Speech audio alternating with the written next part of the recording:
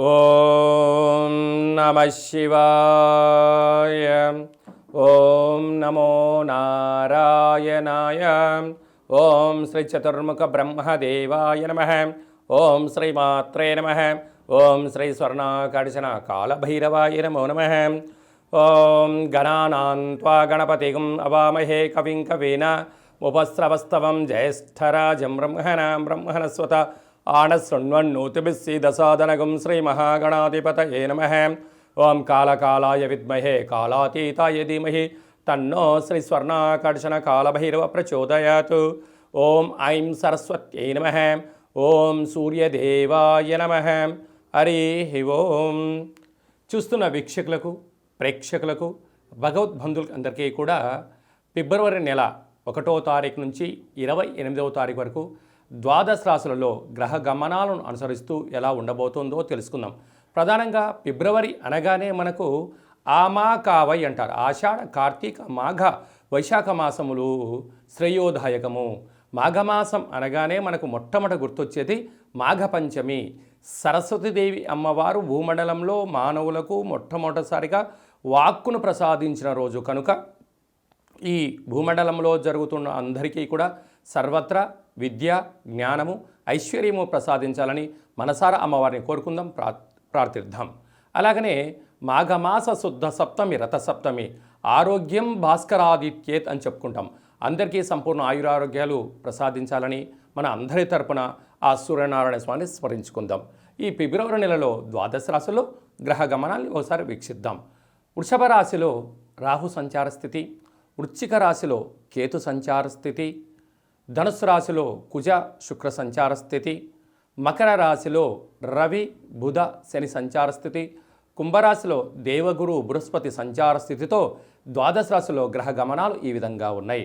ఫిబ్రవరి 13వ తారీఖున మకరంలో ఉండబడినటువంటి సూర్యనారాయణుడు కుంభరాశి ప్రవేశం అవ్వడం జరుగుతుంది. అలాగనే ఫిబ్రవరి నెల 27వ తారీఖున ధనుసు రాశిలో ఉండబడిన కుజ భగవానుడు మకర రాశి ప్రవేశం జరుగుతుంది. కనుక ద్వాదశ రాశిలో గ్రహ గమనాలు ఈ విధంగా ఉన్నాయి. తులారాశి వారికి ఎలా ఉండబోతుందో ఈ వీడియోలో సంపూర్ణంగా తెలుసుకుందాం. తులారాశిలో ఏ నక్షత్రాలు వస్తాయనగా చిత్తా నక్షత్రంలోని 3వ పాదం, 4వ పాదం, స్వాతి నక్షత్రంలోని 4 పాదాలు, విశాఖ నక్షత్రంలోని 1, 2, 3 పాదంలో కలిపితే తులారాశి అవ్వడం జరుగుతుంది. అలా చాలామందికి పుట్టినటువంటి వారికి డేట్ ఆఫ్ బర్త్లో రాసుకోనటువంటి కారణం చేత పేరు మొదటి అక్షరాన్ని అనుసరిస్తూ ఆ రాశిని తెలుసుకునే ప్రయత్నం అవుతుంది. అవి ఏ అక్షరాలు ఒకసారి పరిశీలన చేద్దాం. రా, రి, శ్రీ, రు, రే, రో, తా, తి, తు, తే అక్షరాల వారందరూ కూడా తులారాశి జాతకులే. తులారాశి అధిపతి శుక్రుడు. వీరికి ధన, వాక్కు, కుటుంబ స్థానంలో కేతు సంచారం చేయడం వలన అప్పులు ఇచ్చి పుచ్చుకునే విధానంలో, పెట్టుబడులను ఆకర్షించే విధానంలో వీరు చాలా సిద్ధహస్తులు. కాకపోతే స్వయం నిర్ణయాల ద్వారా ధనం దుర్వినియోగం కాకుండా సద్వినియోగ పరిస్థితి అధికంగా ఉంటుంది. తృతీయంలో కుజుడు శుక్రుడు సంచారం చేయడం వలన షేర్లు, బంగారాభరణాలు, గృహాలు, క్రయ విక్రయాలు ఆచితూచి నిర్ణయం తీసుకోగలిగితే దీర్ఘకాలికంగా వీళ్ళకు చాలా మంచి ఫలితాలు ఉంటాయి. అర్ధాస్తమ రవి ఆత్మకారకుడు, అర్ధాస్తమ బుధుడు బుద్ధికారకుడు, అర్ధాస్తమ శని ఆయుకారకుడు ఉండడం వలన దూరవాయు జల ప్రయాణం చేసేటప్పుడు ఎన్నో జాగ్రత్తలు అవసరం. ఈ నెల 1వ తారీఖు అమావాస్య, 4, 8వ తారీఖు అష్టమి, 13, 17, 22, 26వ తారీఖుల పూర్ణిమ, అమావాస్య తిథులు, అష్టమి.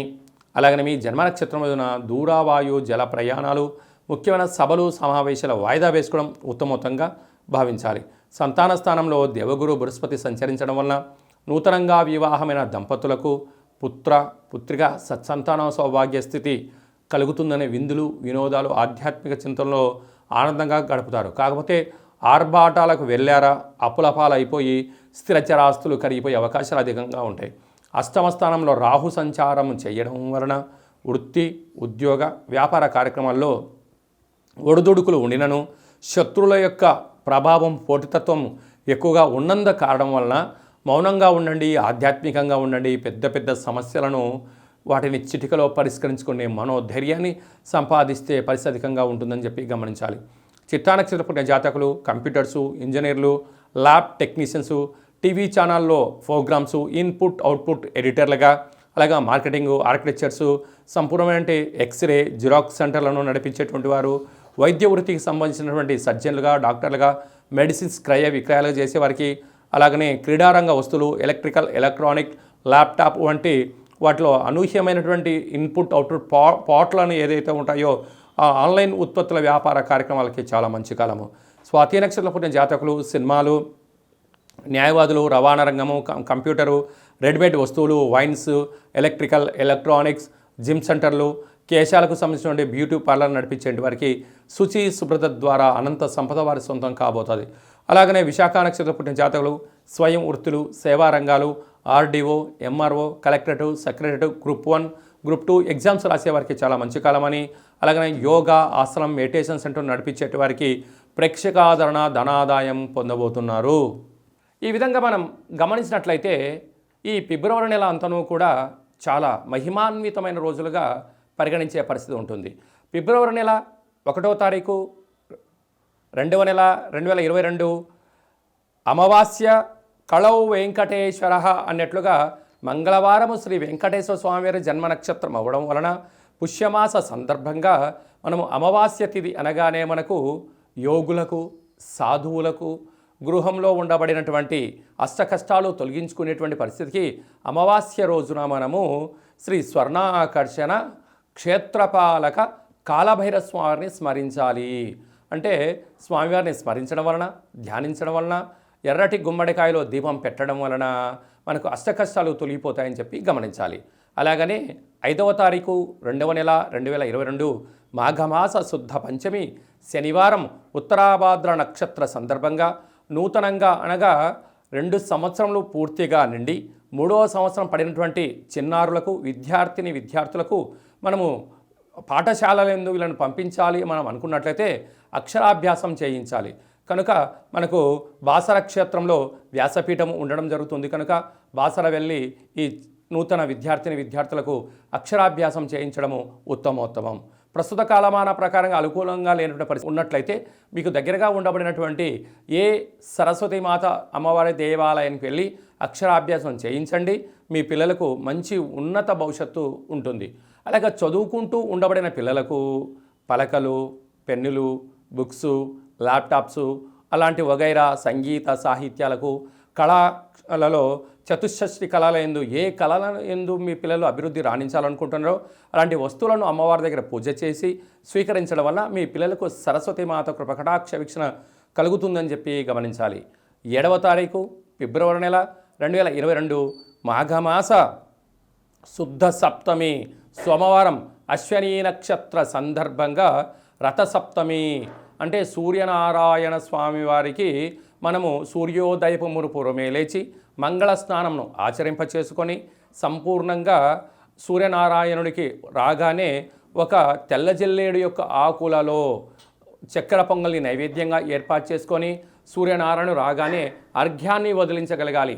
గంగే చ యమునే చైవ కృష్ణే గోదావరి నర్మదే సింధు కావేరి జలేస్మిన్ సన్నిధిం కురు అనేటువంటి ఈ మంత్రం శ్లోకాన్ని చెప్పుకొని సూర్యనారాయణ స్వామి వారికి అర్ఘ్యాన్ని వదిలిపెట్టడం వలన మనము సప్త నదుల యందు స్నానం చేసేంత పుణ్య ఫలితము, అలాగనే పుష్కరాలలో స్నానం చేసేంత పుణ్య ఫలితము, కుంభమేళ స్నానం చేసినటువంటి పుణ్య ఫలితము, అర్ధ కుంభమేళలో స్నానం చేసినంత పుణ్య ఫలితము, మహాకుంభమేళ స్నానంలో పుణ్య స్నానం ఆచరింపచేయడం వల్ల ఎంతటి పుణ్యం కలుగుతుందో ఈ సూర్యనారాయణ స్వామివారికి తెల్ల జిల్లేడి యొక్క ఆకులలో స్వామివారికి నైవేద్యాన్ని ఏర్పాటు చేసి అర్ఘ్యాన్ని వదిలిపెట్టడం వల్ల అంత పుణ్య ఫలితం కలుగుతుందని చెప్పి గమనించగలగాలి.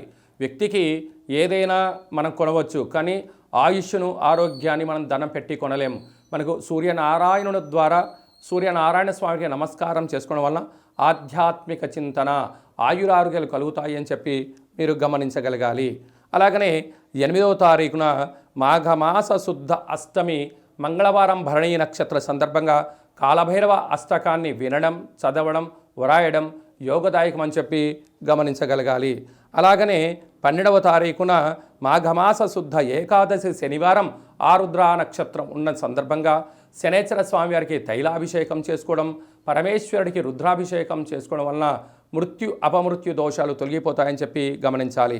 అలాగనే 14వ తారీఖున త్రయోదశి సోమవారం పునర్వసు నక్షత్ర సందర్భంగా శివాయ విష్ణు రూపాయ విష్ణవే శివస్వరూపాయ అన్నటువంటి విధంగా శ్రీ సీతారామచంద్ర స్వామి వారికి తులసిమాలను సమర్పించడం వలన ధర్మమేవ జయతే, ధర్మంగా మీరు ఉండడము, ఆ ధర్మంతో విజయం సాధించే శక్తి మీకు ఉంటుందని చెప్పి గమనించాలి.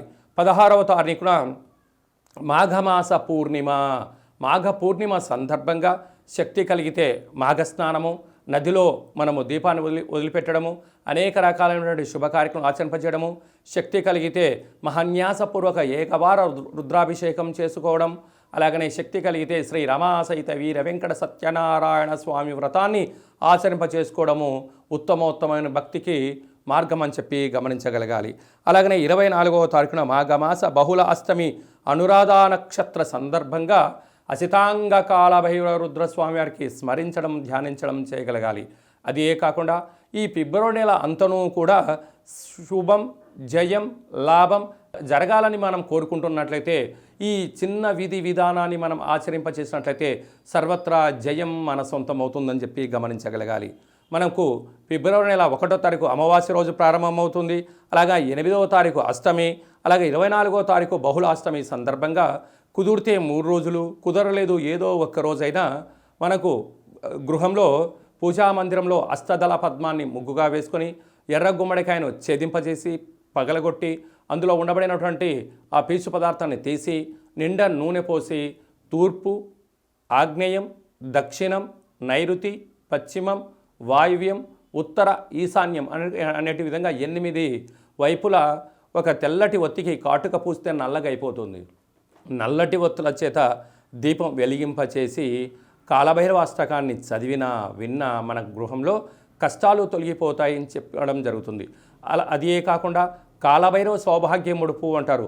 అంటే కలియుగ కాలంలో సౌభాగ్యాన్ని ఎవరు కోరుకోరు అనేటువంటి విధంగా ఒక ఎరుపు క్లాత్ను తీసుకొని పీచు తీయని కొబ్బరికాయను అందులో ఉంచి పసుపు, కుంకుమ, గంధము, అక్షంతలు, సింధూరము ఒక్కొక్క వ్యక్తికి సంబంధించినటువంటి 8 కోరికలు తగ్గకుండా 64 కోరికలకు మించకుండా వ్రాసి దాన్ని కాలభైరవ సౌభాగ్య ముడుపు అని చెప్పి పూజా మందిరంలో ఉంచాలి.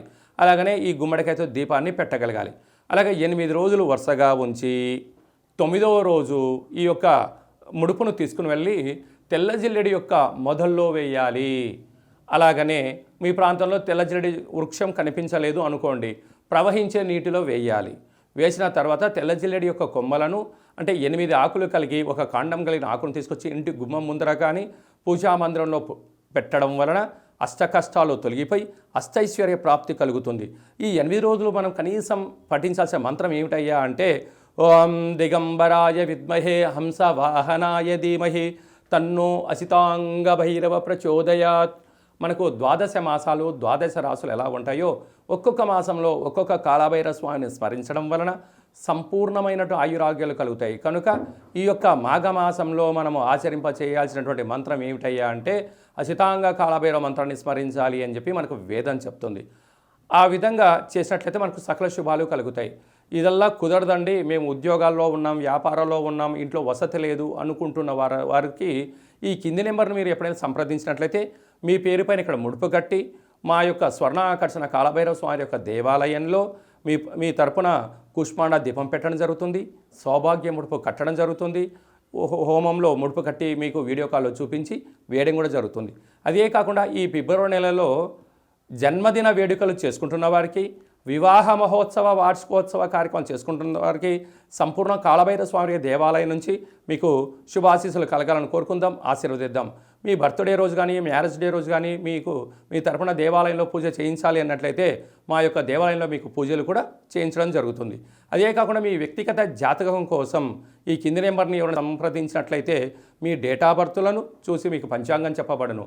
డేటా బర్త్ లేనటువంటి వారికి రమణ శాస్త్రం ద్వారా అనగా గవ్వల శాస్త్ర ద్వారా మీకు జ్యోతిషం చెప్పబడను. ఈ కింది నెంబర్ను ఎవరైనా ఎప్పుడైనా సంప్రదించవచ్చు, ఆధ్యాత్మిక సలహాలు స్వీకరించవచ్చు. అందరికీ సర్వత్రా శుభం, జయం, లాభం కలగాలని కోరుకుందాం, ఆశీర్వదిద్దాం. ఓం కాళకాలాయ విద్మహే కాళాతీతాయ ధీమహి తన్నో శ్రీ స్వర్ణాకర్షణ కాలభైరవ దేవత అనుగ్రహ రాజయోగ రాజసన్మాన ప్రసాద సిద్ధిరస్తు తదాస్తు. శతమానం భవతి శతాయు పురుష సతేంద్రియ ఆయుష్యేవేంద్రియే ప్రతిష్టతి ధనం ధాన్యం బహుపుత్రలాభం శత సంవత్సరం దీర్ఘమాయు యజమానస్య మనో అభీష్టప్రసాద సిద్ధ్రస్తు తదాస్తు. ఈ వీడియో మీకు నచ్చినట్టయితే లైక్ చేయండి, షేర్ చేయండి, మా ఛానల్ని సబ్స్క్రైబ్ చేసుకోండి. ఆధ్యాత్మికమైన భక్తి సమాచారాన్ని మేము చేస్తున్న వీడియోలు మీకు ముందస్తుగా నోటిఫికేషన్ రావాలి అన్నట్లయితే భగవద్బంధువులకు, మిత్రులకు, స్నేహితులకు చేరవేయండి. గంట సింబల్ను ప్రెస్ చేయండి. హిందూ ధర్మాన్ని కాపాడండి.